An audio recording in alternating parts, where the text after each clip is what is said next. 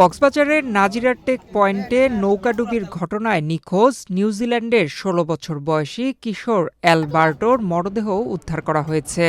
নাজিরটেক এলাকায় সাগরে ভ্রমণের সময় ঢেউয়ের ধাক্কায় নিউজিল্যান্ডের ওই পরিবারের সদস্যদের বহনকারী একটি ফিশিং ট্রলার ডুবে যায়।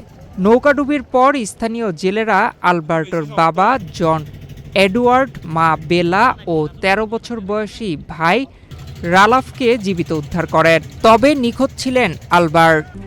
RICL TMX, যুগের পর যুগ স্থাপনা থাকে মজবুত। আমাদের এখানে আমরা বিকালবেলায় যে সন্ধ্যার সময় চরের মধ্যে নামতেছিলাম, হঠাৎ দেখি একটা লাশ আমাদের দিকে চরের দিকে ভেসে আসতেছে তারের পাশে। তখন আমি দূর দিয়ে দেখি একটা লাশ দেখা যাচ্ছে। তখন আমি কি করলাম, এই যে মামুন দিঘাসো, এই যে মামুনকে ডাক দিয়েছিলাম। ডাক দেওয়ার পরে সবাই ধরে আমরা তেরপাল দিয়ে ধরে এক সাইডে করছি। করার পরে সাথে সাথে ত্রিপল লাইনে কল দিছি।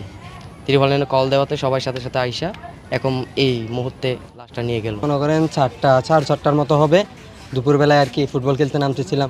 হঠাৎ দেখি তীরের কাছে একটা মরদেহ আসতেছে। আমরা ভাবতেছি এটা কি, দেখি আগে এরকম করে আমরা পাশে গেছি। যাওয়ার পর দেখতেছি একটা মরদেহ।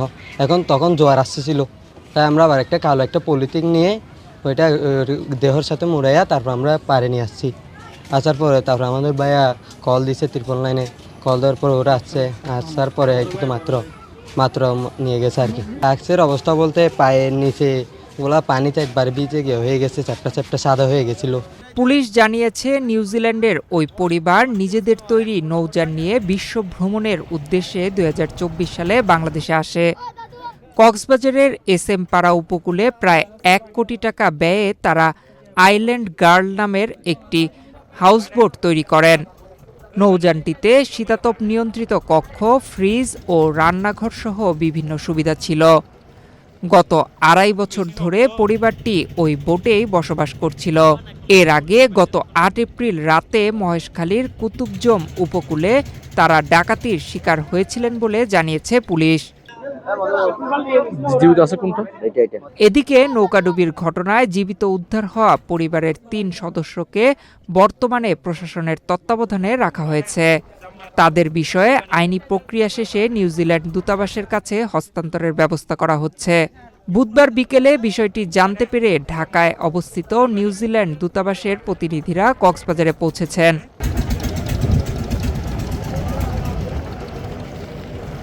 বেশি শক্ত।